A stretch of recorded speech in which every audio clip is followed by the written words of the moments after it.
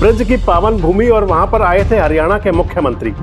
भाषण हुआ हर्ष कुमार जी का, लेकिन मुख्यमंत्री जी ने ना उनको पटका पहनाया, ना गुलदस्ता हाथ में दिया, ना खैर मकदम किया। दूसरा, जब मुख्यमंत्री जी मीडिया के साथ बातचीत कर रहे थे, प्रेस ब्रीफ दे रहे थे, तो उनसे खबर नवीसों ने पूछा कि हर्ष कुमार जी पार्टी में आए हैं, क्या पार्टी मजबूत होगी? तो नायब सिंह सैनी जी ने हर्ष कुमार जी की बात को सिरे से ही नकार दिया, कह दिया पार्टी पहले ही बहुत मजबूत है।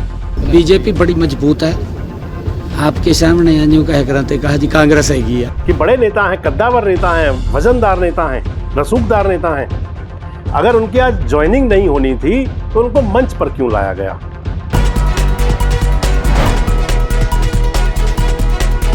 दोस्तों नमस्कार, मैं संजय मग्गू और मौजूद हैं देश रोजाना के डिजिटल मीडिया मंच पर। सियासत भी बड़ी गजब चीज है। जो होता है वो दिखता नहीं और जो दिखता है वो होता नहीं। आपसे जिक्र इसलिए कर रहा हूं कि आज हरियाणा का एक छोर, दक्षिण हरियाणा का छोर होडल, ब्रज की पावन भूमि और वहां पर आए थे हरियाणा के मुख्यमंत्री। आयोजन था जनसभा का। होडल के विधायक हरेंद्र रामरतन ने इस जनसभा का आयोजन किया था। अगर मैं कह दूं कि ये जनसभा धन्यवादी सभा थी चुनाव के बाद, जिसके अंदर मुख्यमंत्री महोदय धन्यवाद करने आए थे। हाजिरी के लिहाज से जनसभा ठीक ठाक थी, लोग थे, भीड़ थी और मुख्यमंत्री जी खुश भी थे, उन्होंने खूब घोषणाएं भी की। लेकिन इस वीडियो में मैं जो आपसे बात कर रहा हूं, मैंने शुरू किया कि जो होता है वो दिखता नहीं और जो दिखता है वो होता नहीं। हुआ ये कि बहुत शोर शराबा किया गया कि हरियाणा के पूर्व मंत्री और ब्रज क्षेत्र के नेता हैं चौधरी हर्ष कुमार, 2 बार विधायक रहे हैं, मंत्री रहे हैं हरियाणा सरकार के अंदर, दबंग और कद्दावर नेता हैं। बड़ी चर्चाएं थी कि आज वो भारतीय जनता पार्टी ज्वाइन करेंगे। मंच सजा, मंच पर चौधरी हर्ष कुमार आए, चौधरी हर्ष कुमार का भाषण भी हुआ, लेकिन ज्वाइनिंग नहीं हुई। इसलिए मैंने कहा कि जो हुआ वो दिखता नहीं है और जो दिखा वो हुआ नहीं। दिखा क्या कि हर्ष कुमार जी मंच पर हैं, मंच सज रहा है, आज पार्टी ज्वाइन होगी, लेकिन हुई नहीं। और पार्टी ज्वाइन नहीं हुई, इसके आपको मैं बता दूं कि एक तो चौधरी कृष्णपाल गुर्जर, जिनके सानिध्य में आज हर्ष कुमार जी थे, मेरी उनसे टेलीफोनिक बातचीत हुई तो उन्होंने कहा कि आज हर्ष कुमार जी का मंच पर संबोधन था, पार्टी में ज्वाइनिंग की बात नहीं थी आज की। और दूसरा, उससे पहले मुख्यमंत्री नायब सिंह सैनी जी ने थोड़ा सा स्पष्ट कर दिया था। एक तो उनको मंच पर कोई पटका नहीं पहनाया गया, किसी प्रकार से उनका खैर मकदम नहीं हुआ। और दूसरा जब मुख्यमंत्री जी मीडिया के साथ बातचीत कर रहे थे, प्रेस ब्रीफ दे रहे थे, तो उनसे खबर नवीसों ने पूछा कि हर्ष कुमार जी पार्टी में आए हैं, क्या पार्टी मजबूत होगी? तो नायब सिंह सैनी जी ने हर्ष कुमार जी की बात को सिरे से ही नकार दिया, कह दिया पार्टी पहले ही बहुत मजबूत है। उन्होंने कहा भारतीय जनता पार्टी पहले ही बहुत मजबूत है, यानी कि हर्ष कुमार जी का आना नहीं आना, क्या होना क्या नहीं होना, ये बात कुछ हुई ही नहीं। और अब आपको बता दूं कि जो हो चुका है वो दिख नहीं रहा। मेरे राजनीतिक सूत्र बता रहे थे कि चौधरी हर्ष कुमार को भारतीय जनता पार्टी में ज्वाइन कराने के लिए हरियाणा के पूर्व मुख्यमंत्री, और मैं उनको तो राजनीति का चाणक्य भी कहता हूं, मनोहर लाल जी से बातचीत चली थी हर्ष कुमार जी को बीजेपी ज्वाइन कराने के लिए, लेकिन मनोहर लाल जी ने उसको टाल दिया। उसने कहा भी रहने दो, कभी होगा तो देखेंगे। ये मैं आपको पुख्ता बता रहा हूँ, मेरे राजनीतिक सूत्र बता रहे थे। मेरी बातचीत कुछ लोगों से हो रही थी आज, पता तो चौधरी साहब को भी होगा, पता और नेताओं को भी होगा। अब बात आ जाती है कि आज का जो दृश्य था वो क्या था। आज जो रैली थी नायब सिंह सैनी जी की, जिसके आयोजक थे चौधरी हरेंद्र रामरतन, होडल के विधायक साहब ने रैली रखी थी। विधायक साहब पर, हरेंद्र जी पर मैं कहूँ अनुकंपा रही, मैं कहूँ सहयोग रहा, मैं कहूँ प्यार रहा, मैं कहूँ पार्टी की सारी दीवारें बुनियादें सब टूटी हिली। हरेंद्र रामरतन जी को हर्ष कुमार जी का पूरा सहयोग मिला। आपको इसके लिए मैं थोड़ा सा पीछे भी लेके चलूँगा। हर्ष कुमार जी दबंग नेता हैं, कद्दावर नेता हैं, कोई दो राय नहीं है। दशकों से चौधरी हर्ष कुमार जी का परिवार हथीन के अंदर विधानसभा चुनाव लड़ता चला आ रहा है। हर्ष कुमार जी लड़ते रहे, हर्ष कुमार जी से पहले उनके पिताजी चौधरी राजेंद्र जी चुनाव लड़ते रहे। 1996 में पहला चुनाव चौधरी हर्ष कुमार जीते थे, चौधरी बंसीलाल की पार्टी से, भाजपा से गठबंधन था। बीच डगर में उनको बनाया गया था सिंचाई मंत्री हरियाणा का चौधरी हर्ष कुमार को। उसके बाद में वो 2000 का चुनाव नहीं जीत पाए, 2005 का चुनाव वो फिर जीते, 2005 में फिर विधायक बने और अब की बार इंडिपेंडेंट विधायक बने 2005 में। 2009 में नहीं बने, 14 में नहीं बने, 19 में नहीं बने और 24 में चुनाव नहीं लड़े। 2014 के विधानसभा चुनाव से पहले एक इत्तेफाक है और एक गजब बात भी है। 2014 के चुनाव से पहले चौधरी हर्ष कुमार भारतीय जनता पार्टी में शामिल हुए थे और उस समय उनके सानिध्य में, उनकी अगुवाई में शामिल हुए थे चौधरी रामरतन, हरेंद्र जी के पिताजी। बीजेपी के अंदर टिकट भी मिला था चौधरी रामरतन को 2014 में होडल से, लेकिन हार गए थे चुनाव।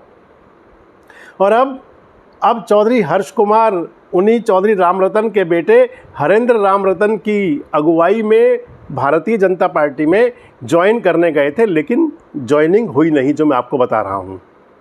भाषण हुआ हर्ष कुमार जी का, लेकिन मुख्यमंत्री जी ने ना उनको पटका पहनाया, ना गुलदस्ता हाथ में दिया, ना खैर मकदम किया। और जब उनसे पूछा गया तो मैंने आपको बता ही दिया, आप खुद सुन लीजिए क्या कहा था मुख्यमंत्री जी ने। पूर्व मंत्री हर्ष कुमार ने आज बीजेपी ज्वाइन की है, तो कितनी मजबूती बीजेपी को मिलने वाली? Last question. नहीं देखिए, चुनाव में देखिए, वैसे संपर्क में तो पहले विधानसभा से ही थे आप। बीजेपी बड़ी मजबूत है।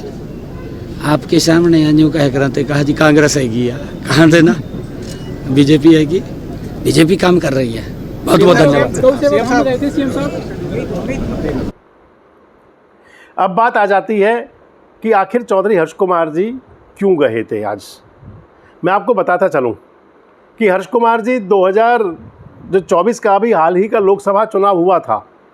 लोकसभा चुनाव से पहले उन्होंने जननायक जनता पार्टी में हुआ करते थे।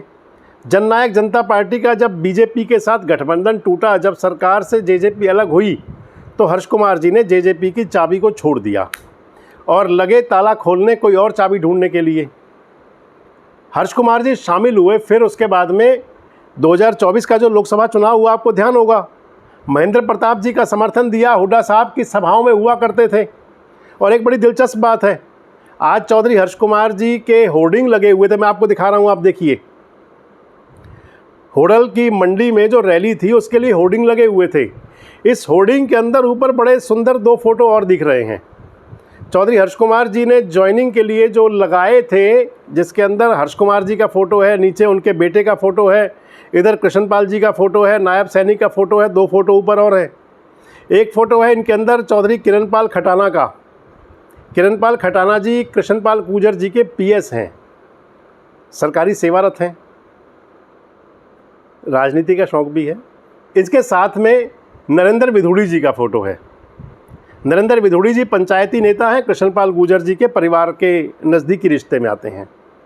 लोकसभा चुनाव के दौरान चौधरी हर्ष कुमार जी इन दोनों नेताओं के लिए, किरणपाल खटाना जी के लिए भी और नरेंद्र विधूड़ी के लिए भी कहा करते थे नाहर हैं ये, और पता नहीं क्या क्या बातें थी।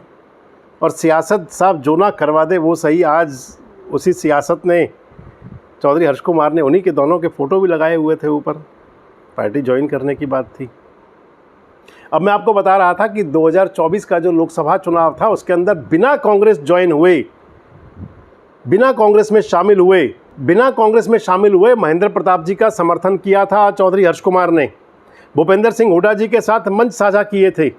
और फिर बाद में जब उन्होंने कांग्रेस ज्वाइन की पलवल के अंदर, तो कहा था देखो बिना कांग्रेस में आए मैंने इतनी वोट दिलवा दी हथीन के अंदर।